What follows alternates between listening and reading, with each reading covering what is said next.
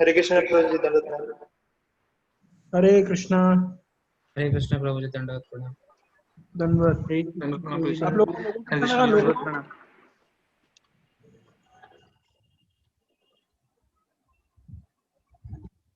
हरे कृष्णा। आप सब भक्तों को लोगों कैसा लगा? बहुत अच्छा प्रभु जी। आपकी प्रभु जी तबीयत बहुत बहुत ज्यादा खराब सुंदर है है। क्या? क्या? आपकी तबीयत बहुत ज्यादा खराब है क्या? नहीं, मैं केवल दिखने का खराब लग रहा हूँ, बाकी सब ठीक है। हृदय में उत्साह उतना ही है बरकरार, और शरीर भी लगभग ठीक है। कल बस नॉर्मल हो जाएंगे, कल से सेवा पे। वही आज छुट्टी, वही वही मैं पूछने हॉलीडे। वाला था प्रभु जी। आज प्रभु जी एक्चुअली आप हॉलीडे का लाभ हुआ। आज हमने काफी क्रिएटिव काम पे फोकस किया। लोगों का आज हमारा कंप्लीट हो गया, कविता हमारी कंप्लीट हो गई। अभी एक बहुत ज्यादा एक वीडियो रिलीज करने वाले हैं हम लोग। काम चल रहा है, तो आज काफी क्रिएटिव दिन रहा। ऐसा है। ठीक है, प्रभु शुरू जी, करते मेरा एक हैं। क्वेश्चन था। बताइए। प्रभु जी, जैसे उस दिन हम लोग पढ़ रहे थे प्रभुपाद उवाचा में, तो उसमें वो बोलते हैं कि प्रभुपाद बोलते हैं कि इवन आई हैव जॉन्डिस। इसमें क्या प्रॉब्लम हाँ। है? प्रभु जी, मतलब एक ये कैसे हो पाता है? लाइक मेरे को थोड़ा भी अगर तबीयत खराब हो जाता है तो मैं तो उठ ही नहीं पाता हूँ, मतलब डिपेंड आपका करता है तबीयत एक्चुअली। खराब। मन के हार है हार है, मन के जीते जीत। सारी सिचुएशन माइंड के ऊपर है। कभी कभी आप अनुभव करते होंगे, जब फिजिकली हम पूरा स्वस्थ होते हैं लेकिन मेंटली अच्छा नहीं लगता है, तो उस दिन कुछ अच्छा नहीं लगता है, होता है कि नहीं? तो ये फैक्ट है एक्चुअली। तो physical fitness is not the ultimatum, because क्योंकि फिजिकली फिट तो एक ना एक दिन फिजिकल फिटनेस अब खत्म हो ही जाएगी। जरूरी है मेंटल फिटनेस, वो बहुत जरूरी है। और मैं तो रेलिश करता हूँ बीमार होने को, क्योंकि बहुत सारे डिवोटीज आपको टेक केयर करेंगे, खिलाएंगे पिलाएंगे, ख्याल रखेंगे, तो फिर काफी लाभ मिलता है उस दिन। और हम तो अभी दो दो डिपार्टमेंट के हैं, अभी पुजारी डिपार्टमेंट के भी हैं और आईवाईएफ के भी हैं। तो आईवाईएफ वाले भी ख्याल रख रहे हैं, पुजारी डिपार्टमेंट वाले भी ख्याल रख रहे हैं, है ना। आज बसंत बना के भेजा था, बढ़िया। एक्चुअली 2-3 दिन पहले हमारा फिक्स हुआ था कि आज वो उत्पम और मूंगफली की चटनी बना के भेजेगा। बीमार हम बीच में पड़ गए, वो अलग बात है। तो आज उसने वो भेजा। कल एकादशी है, कल नयापल्ली बेस से कुछ प्रसाद आएगा। Full fledged enjoyment. मुझे लगता नहीं बीमार होना कहीं से कहीं तक लॉस है। एटलीस्ट भक्तों के समाज में तो कहीं से कहीं तक लॉस नहीं है। क्या लगता है आप लोगों को? नहीं प्रभु जी, बिल्कुल। ठीक है। क्यों रौनक, तुमने अपना मुंह क्यों छुपा रखा है?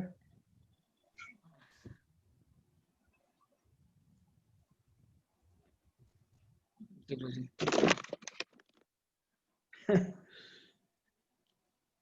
तुम्हारा तबीयत ठीक हो गई? इसका भी सिर दर्द हो रहा था कुछ दिन पहले। मेरा पेट भी एक्चुअली हो नहीं पाया था ठीक, फिर मैं दोबारा डॉक्टर के पास गया था, फिर मैंने ये लिया, थोड़ा लंबा कोर्स लिया, आज खत्म हुआ है, तो अभी तो ऐसे कोई दिक्कत नहीं है, ठीक है। उसने बोला ले लो पहले से, अगर और कुछ होगा तो। ठीक है। सौरभ की तबीयत ठीक है?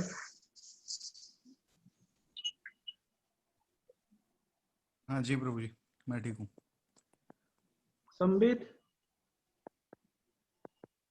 जी प्रभु। मजे में हो? जी प्रभु, अभी तो क्लास शुरू हो गया, 8 से 4 लगातार क्लास रहता है, 3 ओ, 3 दिन। कॉलेज की? हाँ जी प्रभु, कंटिन्यूस पूरा 8 से 4। 15 मिनट मिलते हैं खाने। शुभम, तुम्हारा क्या चल रहा है? कृष्ण प्रभु जी। हाँ प्रभु जी, अभी ठीक है, बस स्कूल चल रहे हैं हाफ डे तक। ओके, ऑनलाइन की जाना पड़ रहा है? ऑनलाइन, बट लेकिन स्कूल में हम जाते हैं, यहीं पर पास में ही है। अच्छा। 1 बजे तक रहता है। राहुल का क्या हाल चाल है? हरे कृष्णा प्रभु जी, मैं भी ठीक हूँ। हरे कृष्णा। मजे में है? जी प्रभु जी। कुणाल कैसा है? उसका तो एग्जाम आ रहा है 4 तारीख को। जी हाँ, वो भी तैयारी में ही लगा है। तो अभिषेक?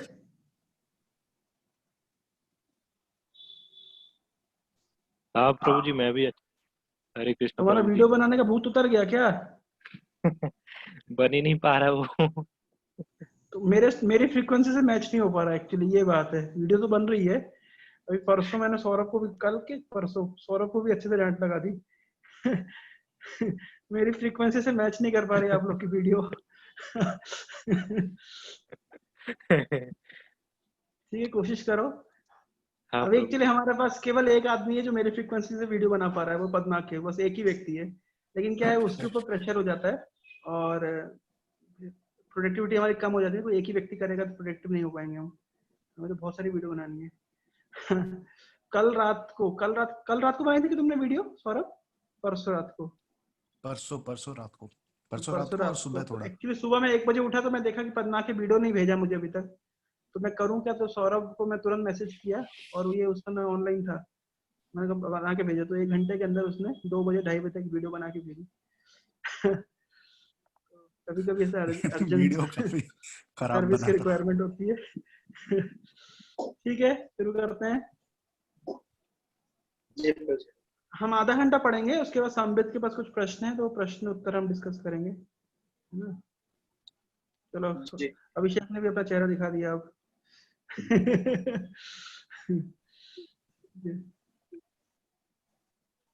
चलिए, अब चेहरा हम बंद कर सकते हैं, हो गया हमारा। अब शुरू करेंगे पढ़ना।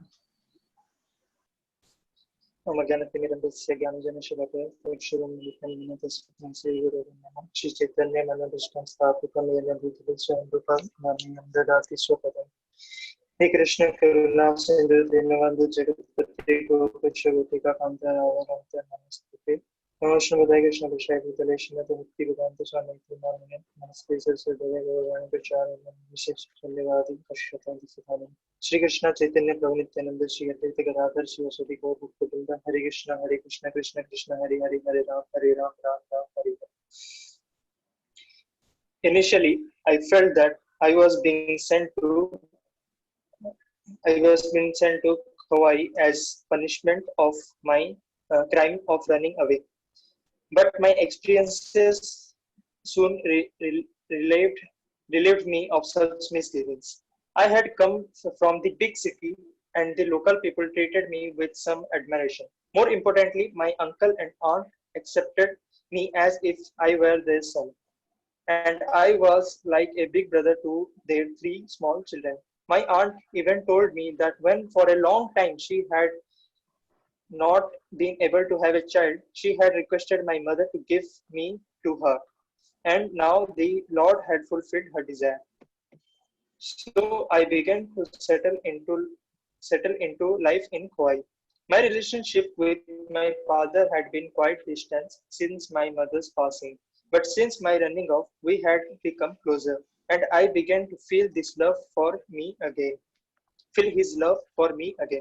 He wrote to me with life instructions and expressed his love and confidence that I would succeed. He reminded me that my mother was always watching over me and that she would feel proud when I had made something of myself. Things went well in Kauai, and I was back on track, making friends and doing well in school. I was not even very big or strong, but I enjoyed some success with athletics. I was the goalkeeper for the school's soccer team and did quite well in cricket, which I loved. In my final year at 16, I was the only student selected for the sub-division cricket team, which other than myself was comprised of older players, mostly government officers. Our team played well, and we even reached the finals of the inter-district tournament. Early in the final game, we were being outplayed and defeated. But then I scored a half century, 50 runs in one innings, and won the game for my team. I was the star, and the sub-divisional officer honored me in the victory celebration at the town hall. My strongest subject was English. Most educated Indians, or at least most of those I knew, believed this saying, West is the best. Although Britain's rule of India had ended in 1947, 2 years after my birth, its culture was still prevalent. As one of my teachers told us, if you want to learn English, you have to read in English, write in English, speak in English, think in English, even dream in English. And I worked diligently to follow his instruction. Unlike most of my peers, I was not shy about speaking English, and He and I would often spend hours conversing. Next, Ronak to Aparajita. Hare Krishna, bro. My favorite instructor, Nirad Babu, had been a freedom fighter in India's for independence. He had been imprisoned and brutally tortured by the British. I was told that they had damaged a vein supply, supplying blood to his brain, and that as a result he would lost his mental stamina. He would often become exhausted and sit in pain, holding his head in his hands. But when he was able to teach, he was brilliant. It was such a contrast. He had been a freedom fighter and hated the British, but he loved their language. I loved literature and was fascinated by authors, wordplay, and stories. In addition to works by English authors, we also read English translations of works by such famous authors as Homer, Tolstoy, and Dumas. Their influence on me was so strong that although I appreciated Indian authors, I naively presumed their writing had been influenced by their Western predecessors and counterparts. Those books by great Western authors ignited the urge in me to see that world and become a part of it. Wisdom, I felt, came not from sitting in a classroom or reading books, but from going places and meeting people. I had to go out and see the world. I could have continued my studies in Tripura, but I decided to attend a college in Darjeeling, a beautiful hill station that the British had built as their summer residence. One of my uncles was a successful lawyer there, and when I expressed my desire to study there, he happily made the arrangements. My plan was to become a scientist, so I registered for an honors degree in chemistry, but after 2 years, I was selected for a scholarship of to train as a pilot with the possibility of enlisting in the Indian Air Force, and I opted for that instead. Back in Calcutta for flight training, I met a group of boys I had helped in Darjeeling. They had come from Calcutta for summer vacation without making prior arrangements, and when they had arrived in Darjeeling, they had found that all the hotels were fully booked and there was no available accommodation. One of them, Tulsi Sen, had once met my cousin and had her phone number as his only contact in Darjeeling. In desperation, he had phoned her and described the situation. She had not known what to do and passed the phone to me. And after making a few phone calls, I had managed to arrange for them to stay in the guest house of the local indoor stadium, which usually accommodated visiting players. Tulsi and two of the other boys, Swapan Thakur and Gaurak Ghosh, had been especially grateful, and we had become good friends. Hare Krishna, Subham Prabhu, आप पढ़ सकते हैं.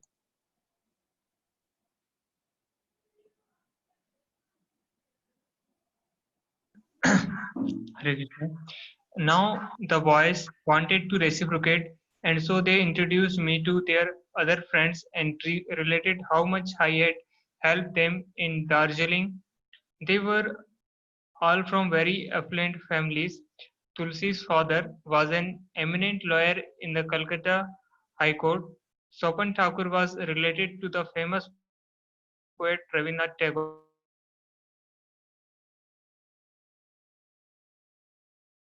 Had all been educated in the kind of school I had dreamed of attending.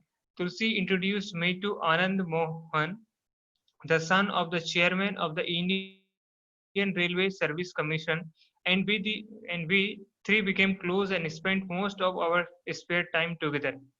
After my flight training, I was told that I was not good enough to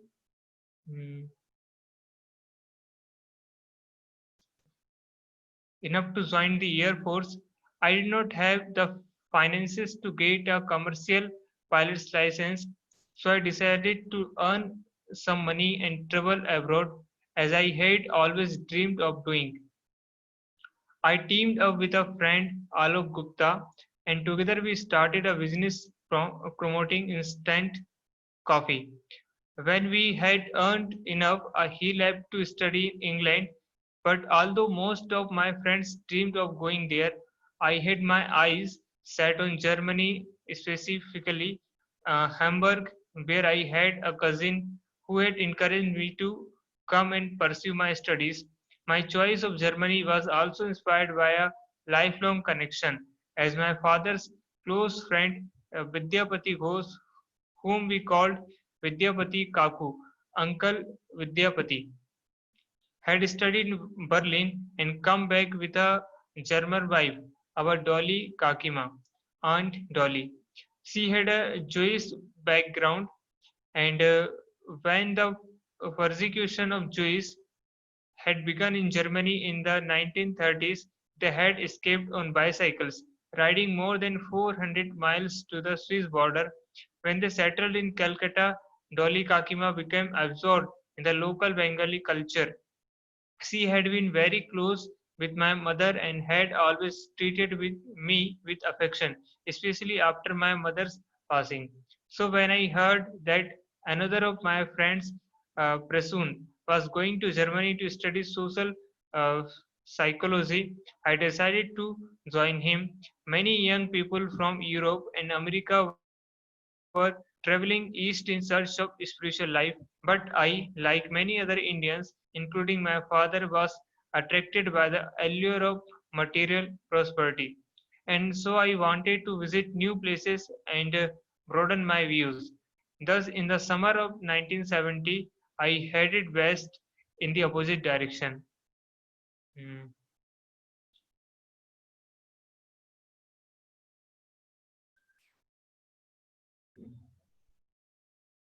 next Rahul prove पढ़ सकते हैं.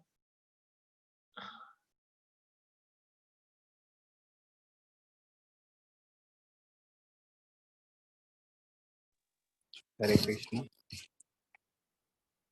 Like many other friends, Prasoon and I had read and been influenced by Jack Kerouac's On the Road. So we had the idea that instead of flying to Europe, we would travel the roads hitchhiking. It would be a challenge we knew, especially since Pakistan was off limits to Indians. But Prasoon suggested that we take a ship to Basra, Iraq, and proceed overland from there. So we took a train to Bombay, spent a few days getting visas for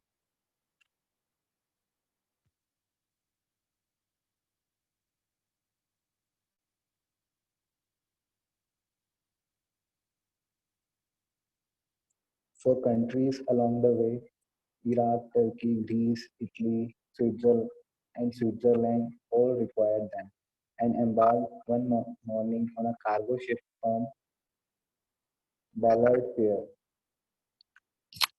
After a week of stopping at what seemed like every port in the Persian Gulf, we were thrilled to land in Basra and get our feet back on solid land. I had never ventured outside India, and I was enchanted, filled with images from my reading about the Assyrian and Babylonian civilization on the bank of the Tigris and Euphrates, and the hanging gardens built by Nebuchadnezzar to soothe the afflicted heart of his homesick queen.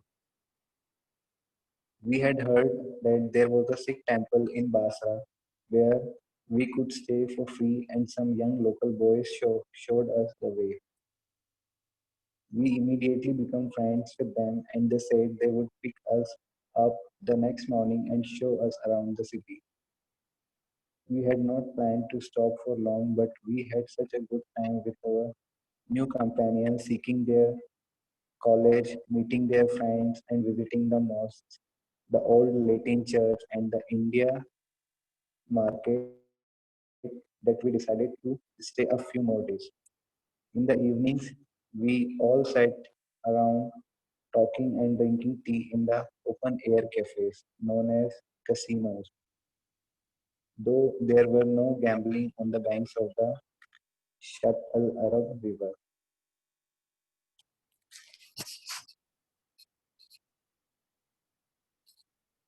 हरे कृष्णा सौरभ प्रभु पढ़ सकते हैं.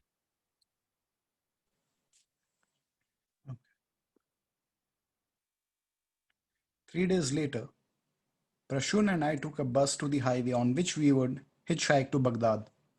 No one would stop, though, and it was extremely hot, so after several hours, dejected over the failure of our attempt to hitchhike across the continent, but also relieved to be out of the scorching sun. We got on a bus. An American traveler in Basra had told us about a French church in Baghdad where one could stay for free. And when we found it, a beautiful cathedral in the middle of the city, we received a warm welcome from a middle aged French priest. In Baghdad, as in Basra, Prashun and I made friends quickly. We connected with a group of affluent university students who showed us the city and hosted us at restaurants, responding to our expressions of gratitude. Next page.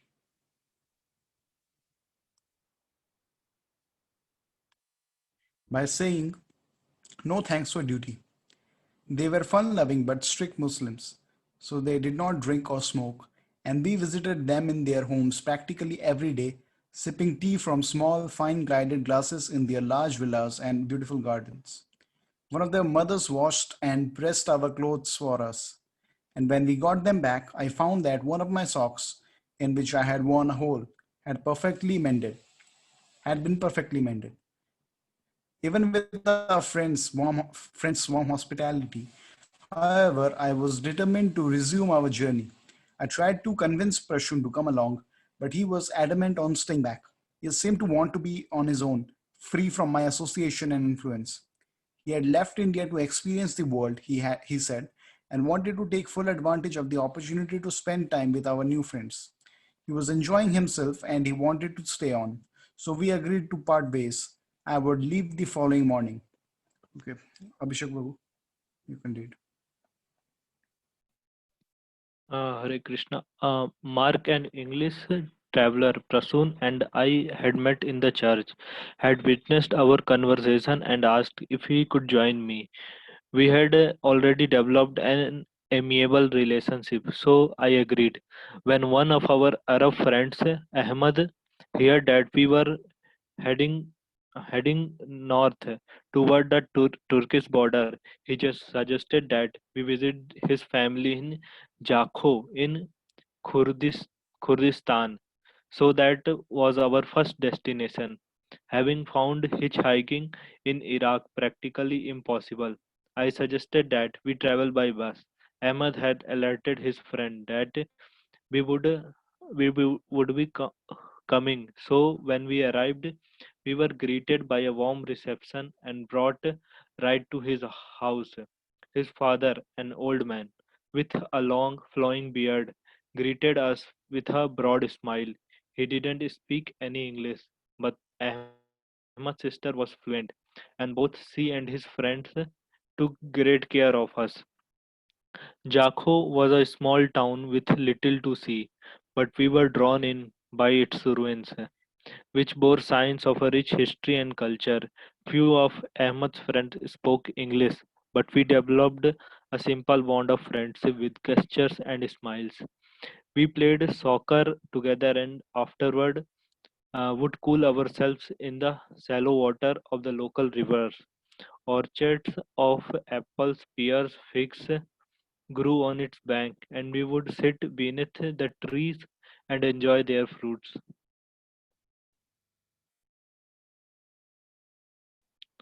When, after 3 days of time, came for Mark and me to move on, many of our Jakho acquaintances came to their doors to bid us farewell. After my experience in Basra, I was not optimistic about hitchhiking, but this time Mark insisted.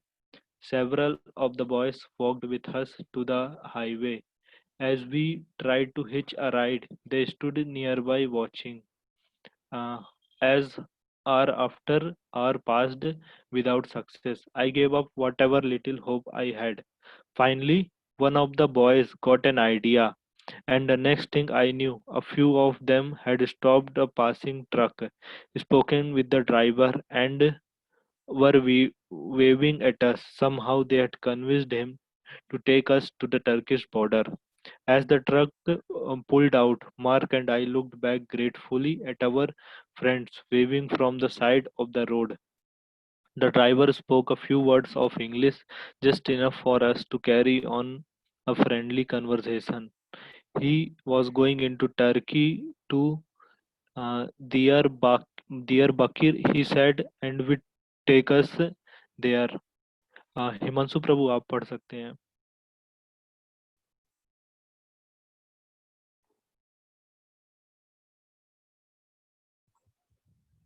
Krishna. Ji, can you please tell me the paragraph? I was listening to you actually. Oh, sorry. Fourth paragraph. Fourth. When we reached the outskirts of the city, Mark suggested that we not enter but stay on the road. It was already quite late, so we decided to spend the night on the roadside. I had never slept out in the open, and it was a wonderful feeling to rest on the bare ground under the star-studded sky. Our plan was to stop in Malaya on our way to Ankara. There were two possible routes. On the map, one looked longer, the other shorter and straight. So we decided to take the shorter one. Only after riding some distance did we realize that we had embarked on a mountainous road. But by then it was too late to turn back. Our ride took us up into the mountains and dropped us off at what seemed like the middle of nowhere. We waited under a walnut tree on the side of the road for hours without anyone stopping. In fact, hardly anyone even passed, and we doubted that any of the drivers knew about hitchhiking.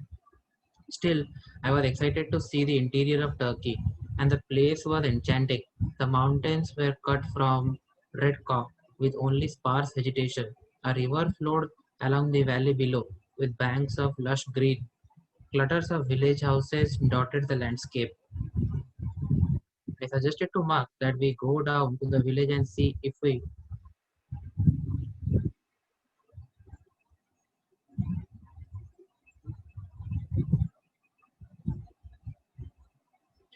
could find something to eat. He said that one of us should stay on the road and try to stop a car. I offered to stay. It would not be such a long way down to the village, but I did not know how I would communicate with the people there. Why don't you go? He said with a smile. We finally decided to settle in by tossing a coin. I lost and had to go. I climbed down a winding path, but even in the village there was no shops. I walked up to a house and knocked. A woman came to the door, but when she saw me, she screamed and slammed the door in my face. Giving up hope of finding food, I climbed back up the mountain to the road and told Mark what had happened. We sat for a few more hours under the walnut tree, shading ourselves from the sun. Our stomachs burning with hunger, we discussed our mistake in taking the mountain road and considered going back to the other route. Suddenly, several boys came into view. They silently approached us with two large covered metal plates and placed them before us. When we removed the coverings, we found homemade Turkish bread, raw green vegetables, and large pieces of goat cheese. We thanked the boys profusely and then ate while they sat around us, watching and speaking among themselves in a language we couldn't understand. Sambit Prabhu, you can move. Ji bro. After a short while, several village women came up and sat behind the boys' watch.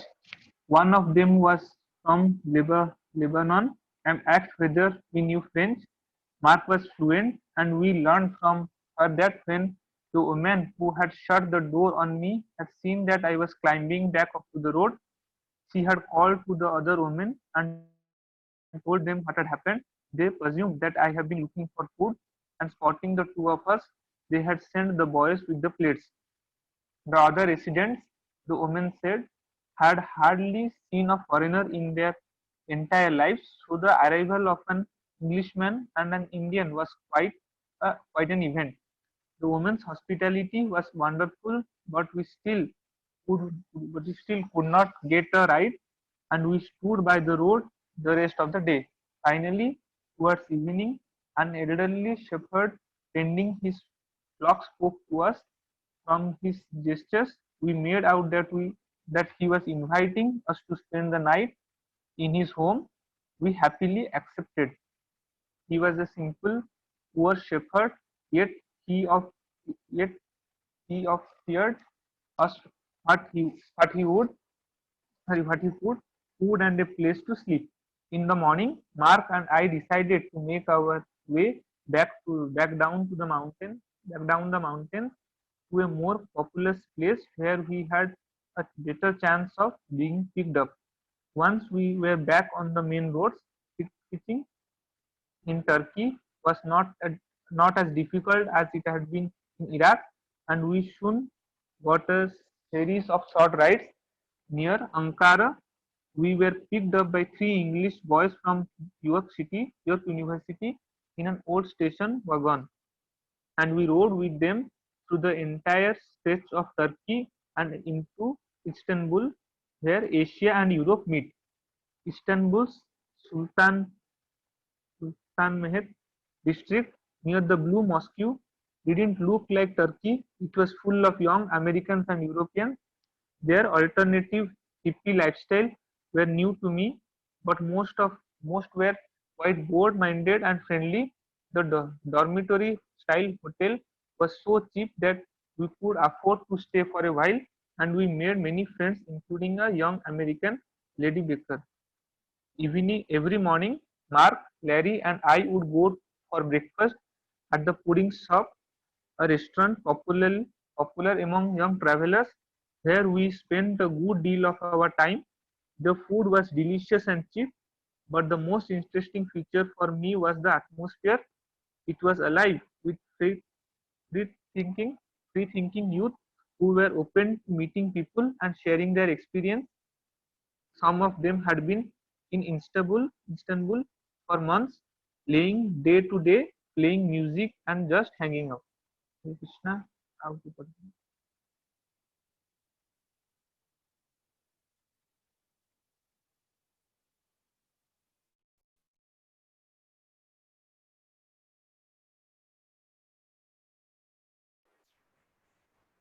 हरे कृष्णा प्रोजी, सबका एक एक बार हो गया है। अभी जी हम जी प्रोजी, वो आपने काफी क्वेश्चन क्वेश्चन जो आप कह रहे थे जी जी। हाँ ठीक है। संदीप क्या गया ये जी ब्रो, संबित, क्या क्वेश्चन है तुम्हारा? जो आज ग्रुप आप भेजे थे ना, the Krishna is all attractive, but pure devotional service attracts even him. This means that pure devotional service is even transcendently stronger than Krishna himself, because it's Krishna's internal potency.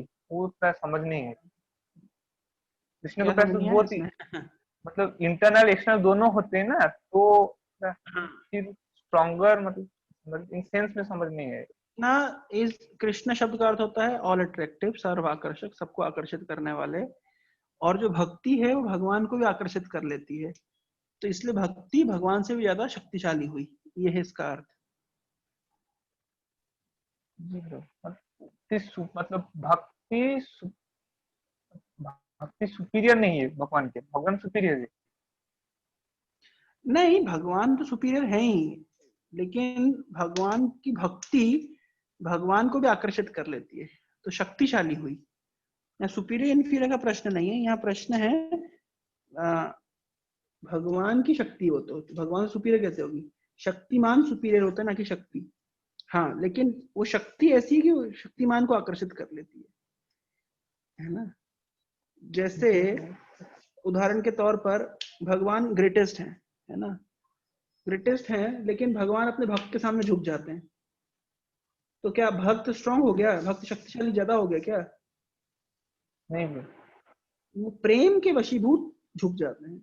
तो छोटा बच्चा है, वो पिताजी को घोड़ा बना करके घूमता है, तो पिताजी शक्ति के दृष्टिकोण से उस बच्चे से ज्यादा शक्तिशाली हैं, लेकिन बच्चे के प्रेम के वशीभूत होकर के वो घोड़ा बनने को तैयार हो गए। यानी प्रेम पिताजी से ज्यादा शक्तिशाली है। समझ आ रहा है? जी ब्रो, कंफ्यूज हो गया। हाँ जी ब्रो। और कुछ? और कंफ्यूजन था सुन, हाँ? कोई थोड़ा कंफ्यूजन था, समझ नहीं आ रहा था। ये क्या है, ये जो टॉपिक्स है ना इस तरह के, जो लोग प्रेम के चक्कर में नहीं पड़े हैं वो लोग नहीं समझ पाएंगे। थोड़ा कोई प्रेम के चक्कर में पड़ा है कॉलेज में स्कूल में तो थोड़ा उसको समझ आएगा ये सारे कॉन्सेप्ट। तो उसको ये अनुभव होगा। अब तुम लोग सारे के सारे ब्रह्मचारी, तुम लोग को इधर उधर के चक्कर में कहीं पड़े नहीं, तुम लोग के लिए समझना काफी मुश्किल है। हाँ? क्या लगता है? हाँ? क्यों और फिर अभिषेक, बहुत सही सारे बोल रहा हूँ ना? बिल्कुल सही बोल रहा है प्रभु जी। ये सारे भावनाएं वही समझ सकता है जो, अब कोई लोग बोलते हैं राधा कृष्ण की लीला सुनाता है, भाई राधा कृष्ण की लीला तो बहुत हाई लेवल पे, जब तक कोई आदमी उस तरह की लीला का आस्वादन नहीं किया थोड़ा बहुत छोटा मोटा, तो हाई लेवल कौन सा समझ नहीं पाएगा। तो जोक कर रहा हूँ, ऐसा नहीं है, लेकिन ये इमोशनल स्टफ है थोड़ा सा, मतलब हार्ट का, ये इंटेलेक्चुअली समझ नहीं आएगा। उदाहरण के तौर पर जैसे मुस्लिम प्रीचर्स होते हैं तो God is great, God is greatest बोलते हैं, हमारी भी philosophy God is greatest, but still love is so great that it can make God बो डाउन। ये हमारा फिलॉसफी है। और कुछ नहीं ब्रो, वही था। और किसी के मन में कुछ जिज्ञासा है क्या? हरे कृष्णा प्रभु जी। ये बताइए। भागवतम के सेकंड कैंटो में था कि 3 टाइप्स की भगवान की पोटेंसीज बताई गई, इंटरनल, एक्सटर्नल एंड मार्जिनल। तो आप इसको थोड़ा एक्सप्लेन करिए। इंटरनल और एक्सटर्नल तो क्लियर हो गया था, पर मार्जिनल क्लियर नहीं हो रहा, क्या है? मार्जिनल मतलब हम लोग जीवात्मा, हम लोग ही भगवान की शक्ति हैं, अच्छा। लेकिन हम लोग भगवान की तटस्थ शक्ति है, मार्जिनल पोटेंसी है ना। मार्जिनल का मतलब मार्जिन पे, मतलब मार्जिन का अर्थ ये होता है कि अभी इधर हटे तो इंटरनल में आ गए, इधर गए तो एक्सटर्नल में आ गए। तो अभी हम लोग मार्जिनल हैं, लेकिन अभी हम लोग बहिरंग शक्ति के अंतर्गत है। अगर ठीक ठीक भक्ति करते हैं तो अंतरंग शक्ति के अंतर्गत आ जाएंगे। मार्जिन मतलब मार्जिनल, मार्जिन पे। तो जीवात्मा हमेशा मार्जिन पे रहता है, वो कभी अंतरंग शक्ति के वशीभूत हो जाता है, कभी बहिरंग शक्ति के वशीभूत हो जाता है। तो प्रभु जी ये मतलब जीवात्मा मतलब सोल्स की बात हो रही कि ये ह्यूमंस के लिए ऐसा बोला जा रहा है? सब जीवात्मा, ऑल सोल्स के लिए ना? हाँ हाँ, ओके प्रभु जी। सभी के लिए बात हो रही है। जीवात्मा मतलब हर लिविंग एंटिटी, चाहे वो पेड़ हो, चाहे पौधा हो, चाहे पशु हो, कोई भी हो, है ना। हर लिविंग एंटिटी जीवात्मा है। वो भगवान की बहिरंग, भगवान की मार्जिनल शक्ति, तटस्थ शक्ति है ना। लेकिन बहिरंग शक्ति के संरक्षण में रहता है या तो अंतरंग शक्ति के संरक्षण में रहता है। जब उस बहिरंग शक्ति के संरक्षण में तो उसको मायाग्रस्त जीव कहते हैं, और जब अंतरंग शक्ति के संरक्षण में रहता है उसको महात्मा कहते हैं। महात्मा नामस्तु माम पार्था दैवीं प्रकृति आश्रिता। तो दैवी प्रकृति का आश्रय लिया है भगवान के अंतरंग शक्ति का, उसको महात्मा कहते हैं। उस कार्य क्या होता है, भजन्ति अनन्य मनसो, अनन्य भाव से मेरा भजन करता है। तो वो अंतरंग शक्ति के संरक्षण में वो जीव है। जीवात्मा स्वतः स्वतंत्र नहीं रहता, उसको किसी ना किसी के संरक्षण में रहना है। या तो बहिरंग शक्ति की माया देवी दुर्गा देवी के संरक्षण में रहेगा, या तो राधा रानी के संरक्षण में रहेगा, भक्ति करेगा। इसको एक सिद्धांत से और समझिए। हम सब प्रकृति हैं और कृष्ण है पुरुष। हम भगवान की बहिरंग मतलब भगवान की तटस्थ प्रकृति है। प्रकृति भोग्य है और जो पुरुष है वो भोगता है, यानी भगवान हमारा भोग करेंगे। अच्छा, अब एक बात का सिद्धांत समझ लीजिए, बहुत महत्वपूर्ण है। भगवान की 2 प्रकार की शक्ति बताइए, इन्फीरियर सुपीरियर, है ना। जीवात्मा सुपीरियर है, सुपीरियर के अंदर जीवात्मा भी आती है और अंतरंगा शक्ति भी आती है, वो दोनों सुपीरियर है। और बहिरंगा शक्ति आती है इन्फीरियर में, या जिसको हम मैटर कहते हैं, मैटर। तो जीवात्मा क्योंकि मैटर से सुपीरियर है, इसलिए जीवात्मा मतलब मैटर का भोग करना चाहता है। और क्योंकि जीवात्मा मैटर का भोग करना चाहता है, इसलिए उसको अब मैटेरियल बॉन्डेज प्राप्त हो जाता है, मिल जाता है। मतलब अब वो मैटेरियल वर्ल्ड में मैटेरियल नेचर का भोग करने में लग गया। भूमि रापो नलो वायु खम मनो बुद्धि रेवच अहंकार इत्यम में भिन्ना प्रकृति अष्टधा अपरिमितस्तु अन्यम विद्धि में पराम जीव भूताम महाबाहो येदम धारते। तो जीव भूताम महाबाहो येदम धारते, तो जीव होता है वो इनको धारण किया है, भगवान की अपराशक्ति को धारण किया है, मतलब धारण किया मतलब उसको भोग कर रहा है। तो जीवात्मा वास्तव में भगवान के द्वारा भोग्य होना चाहिए, लेकिन अयो भगवान के द्वारा भोग्य ना होकर के वो भौतिक प्रकृति के उपादानों को भोग करने में व्यस्त हो गया है, इसलिए उसके ऊपर भौतिक बंधन बॉन्डेज चढ़ गया है, और इसलिए उसको कहते हैं मायाग्रस्त जीव या बहिरंग शक्ति के अंतर्गत अभी वो फंस गया है। जैसे उदाहरण के तौर पर आपने देखा है जो बंदर को कैसे पकड़ते हैं, बंदर प्रभु जी के लिए एक सामने चना एक रखते हैं। चना रखते हैं एक फ्लास्क के अंदर, और फ्लास्क का जो माउथ होता है वो काफी छोटा होता है, और बंदर क्या करता है मुट्ठी पकड़ करके खींचने की कोशिश करता है, उसका हाथ बाहर निकल नहीं पाता क्योंकि वो तो छोटा सा फ्लास्क है, और बंदर मुट्ठी छोड़ता नहीं है, चने छोड़ना नहीं चाहता। तो चने का भोग करने के चक्कर में बंधन में पड़ गया ये बंदर।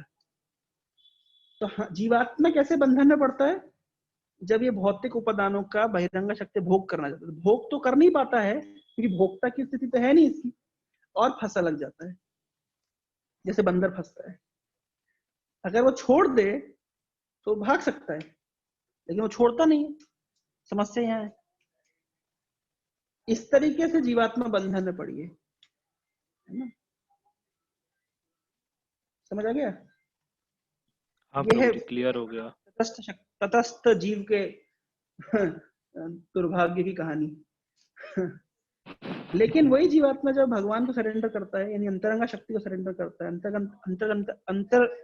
अंतर्गता शक्ति की मतलब अंतरंगा शक्ति की जब शेल्टर लेता है, तो फिर वो मुक्त जीव कहलाता है, वो मुक्त हो गया, मतलब वो भौतिक बंधन में नहीं है। और अंतरंगा शक्ति का संरक्षण वास्तव में बंधन नहीं है।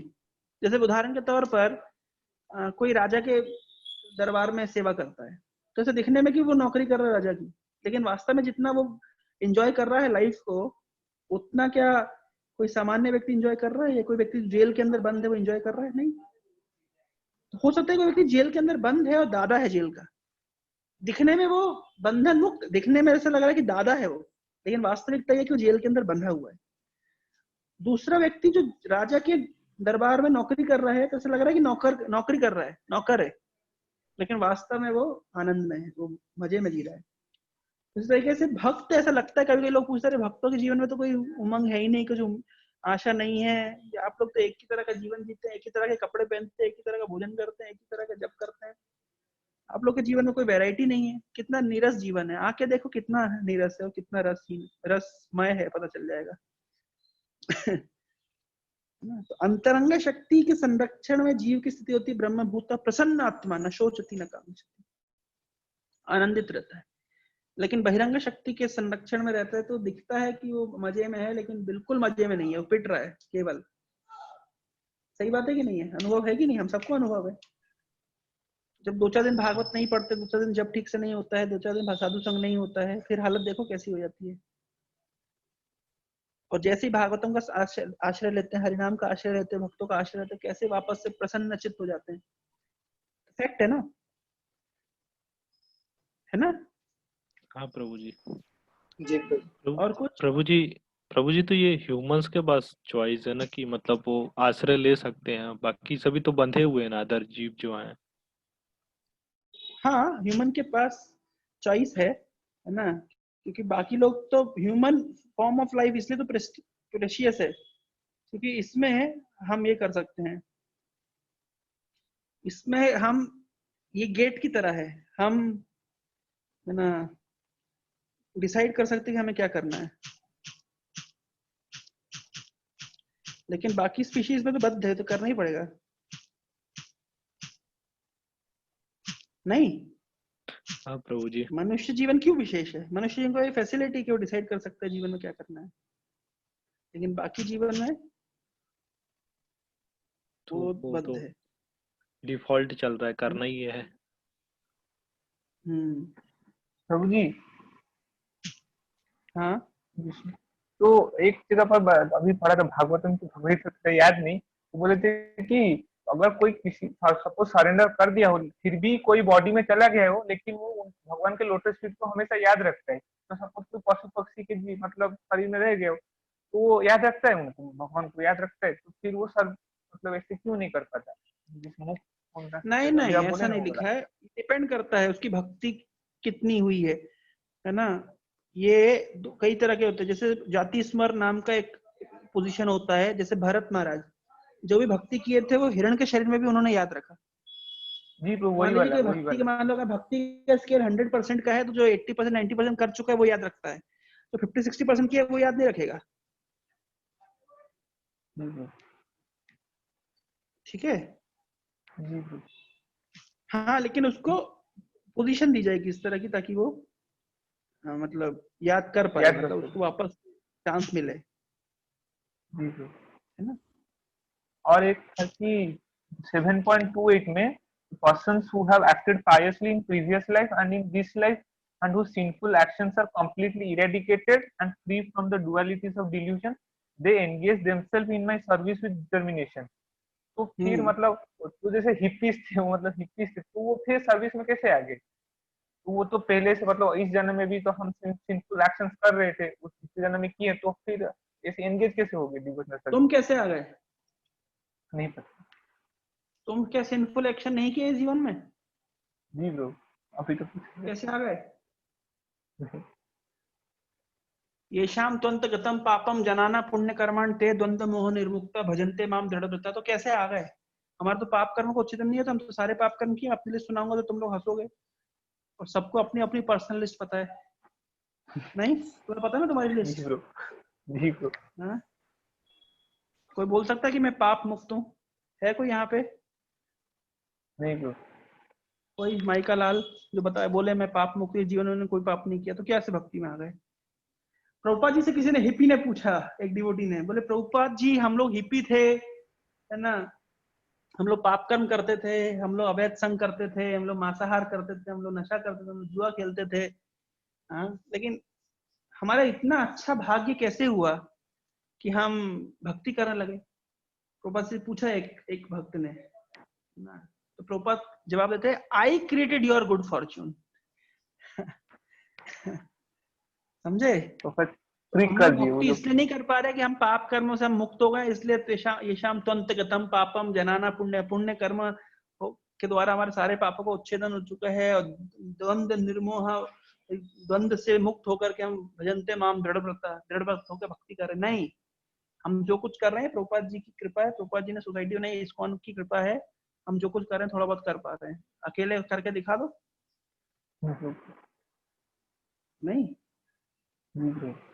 इफेक्ट है। क्यों? तो तो हम उसका लोग के मतलब लिए क्या जो हुआ गुड फिर? फॉर्चून क्रिएट हुआ है, इसका मतलब ये हुआ है कि प्रभुपाद जी ने हमारा गुड फॉर्चून क्रिएट किया है, जी ब्रो। इससे हम कर पा रहे हैं। 7.28। हमारा पर्सनल क्रेडिट कुछ भी नहीं है, पर्सनल क्रेडिट कुछ भी नहीं है वास्तव में, अगर देखा जाए तो। देखो ना अपने जीवन को पहले, मैं तो देख अनुभव करता हूँ क्या नहीं, क्या गंदा काम हमने नहीं किया, लेकिन अभी भक्ति कर पा रहे कि नहीं कर पा रहे? तो भी थोड़ा बहुत कर पा रहे हैं, ठीक है, उतना नहीं कर रहे हैं, कुछ तो कर रहे हैं। क्यों? क्योंकि प्रभुपाद जी ने कृपा करके शेल्टर दिया है, इसलिए कर पा रहे हैं। भक्तों ने कृपा करी है इसलिए कर पा रहे हैं, तो कहाँ कर पाते? तो फिर 7.28 का फिर मतलब अर्थ क्या हुआ? अर्थ यही हुआ कि सबसे बड़ा पायस क्रेडिट यही है कि आपको समहाव प्रभुपाद जी का संग मिल गया, वैष्णव का संग मिल गया। अब वैष्णव का जब संग मिल गया है तब टाइम नहीं लगेगा हमारे पाप कर्म को उच्छेदन होने में। मुझे बताइए, जो बैड हैबिट को लोग 4-4, 5-5, 10-10 साल नहीं छोड़ पाते, भक्ति में आते ही वो 6 महीने के अंदर छोड़ देते हैं, कैसे? है वैष्णव के संग में शक्ति की नहीं है? बताओ। कितने लोग स्ट्रगल करते हैं, नशेड़ी, जुआड़ी, शराबी, कितने दिन तक कोशिश करते नहीं छोड़ पाते, भक्तों से मिलते कुछ ही दिनों में छूट जाते हैं। और भी कितने अलग-अलग प्रकार की बैड हैबिट्स होती है। बहुत सारे लोग होते हैं पोर्नोग्राफी देखते हैं, मास्टरबेशन करते हैं, भक्त संग में आते ही तुरंत छूट जाता है, पता ही नहीं चलता। ये भक्त संग का प्रभाव है। प्रभुपाद जी उदाहरण देते हैं, पंखा चल रहा है तो बटन आपने बंद कर दिया तो कुछ दिन चलेगा, उसका इनर्शिया है, लेकिन फिर बंद हो जाएगा। तो जितना हम वैष्णव की कृपा का आस्वादन कर पाएंगे कि जितना हम रिस्पेक्ट करते हैं वैष्णवों का, जितने उनकी कृपा को अनुभव करेंगे, हमारा ये सब कुछ धीरे धीरे खत्म हो जाएगा। हो ही रहा है ना, नहीं देख रहे खत्म। कितने सारे भगवान, ये देवता लोग बोल रहे हैं, एक श्लोक में भागवतम में लिखा है कि भक्तों के अंदर सारे अच्छे गुण अपने आप स्वतः प्रकाशित हो जाते हैं। क्या श्लोक है वो? मनोरथेन अस्ति धावतो, वही पहला श्लोक क्या है?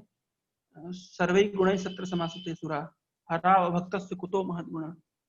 भगवान का भक्त के अंदर अच्छे गुण स्वतः प्रकाशित हो जाते हैं। फैक्ट है ना। कैसे हो रहे हैं? उसका अर्थ ये हो रहा है कि जो उसका थोड़ा बहुत पाप थोड़ा बहुत था, वो इनर्शिया के कारण है। उसका पाप का बटन अभी स्विच ऑफ हो चुका है, केवल जो चल रहा है वो इनर्शिया के कारण है। कुछ दिन बाद वो भी खत्म हो जाएगा, है ना?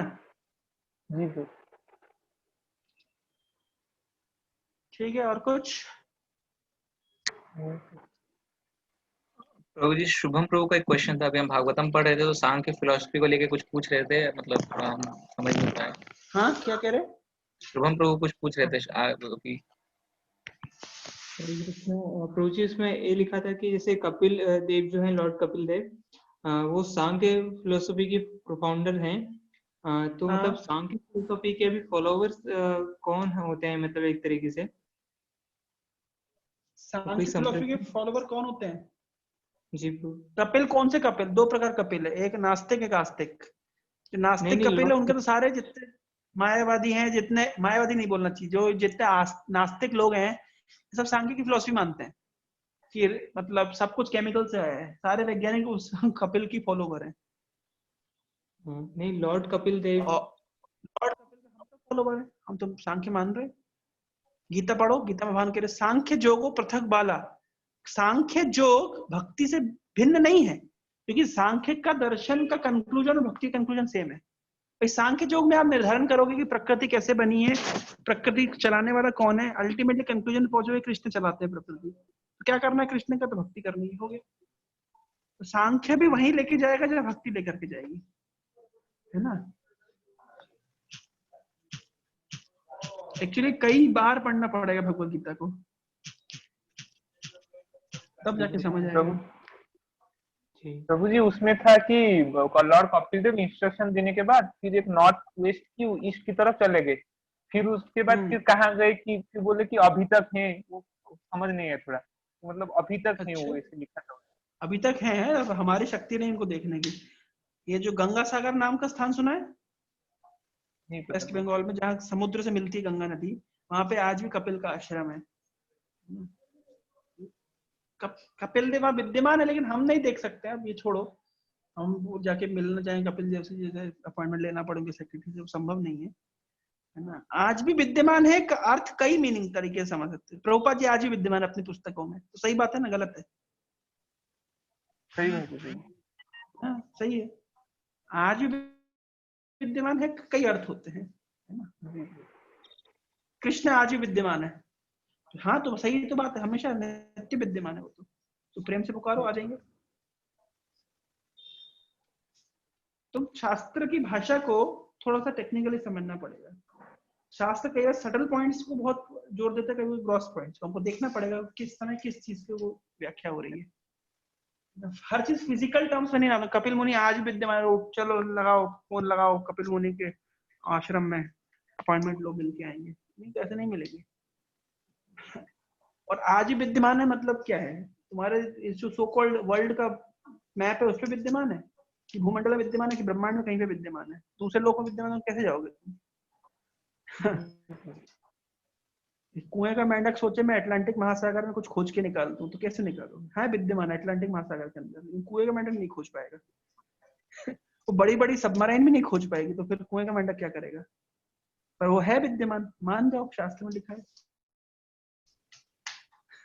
समझे? शास्त्र की बात को इस तरह समझना चाहिए कि सही बात है, लेकिन हमारी पहुंच नहीं, तो करें क्या? तो विद्यमान है, फैक्ट है। ठीक है, यहीं तक रखते हैं। बहुत बहुत धन्यवाद। हरे कृष्ण। प्रभु जी हाँ एक एग्जांपल मतलब देना चाहिए। बोलो।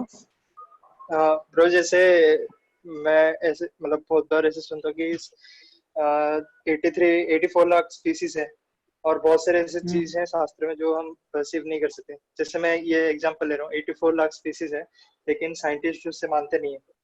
लेकिन एट द सेम टाइम हम ये देखते हैं कि हर साल 5,000 6,000 नए स्पीसीज ढूंढे जाते हैं। और उसके बाद एक बार हम डिस्कस कर रहे थे जो तिमिंगला फिश के बारे में। तो ऐसा मतलब मैंने एक न्यूज में पढ़ा था कि अभी तक हमारे टोटल सी सरफेस का हमने सिर्फ 5% ही हमने मतलब हम अप्रोच कर पाए।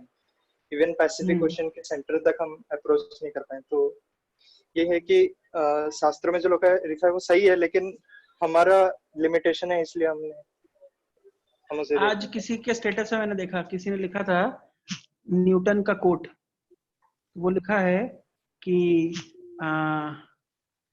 क्या कहते हैं, what we know is just a drop and what we don't know is ocean. और यही है परफेक्ट ह्यूमिलिटी। ह्यूमिलिटी यही सही डेफिनेशन है। एक्सेप्ट करते हैं न्यूटन कि हमारा ज्ञान एक केवल ड्रॉप के समान है, जो हमको नहीं पता वो पूरे समुद्र के समान है। ये मूर्ख लोग सोचते हैं हमको सब पता चल गया, शास्त्रों की ऑथेंटिसिटी को वो लोग क्लेम करते हैं, उसको हाँ चैलेंज करते हैं, तो मूर्ख हैं। हम नहीं चैलेंज कर सकते। कैसे चैलेंज कर सकते? हमारा ज्ञान इतना असीम, इतना लिमिटेड ज्ञान है, शास्त्र असीमित है। ठीक है जी। हरे कृष्ण। हरे Krishna. Hare Hare Krishna. Hare Hare Krishna Krishna Prabhu. Prabhu. Hare Krishna. चलो प्रणाम प्रभु जी।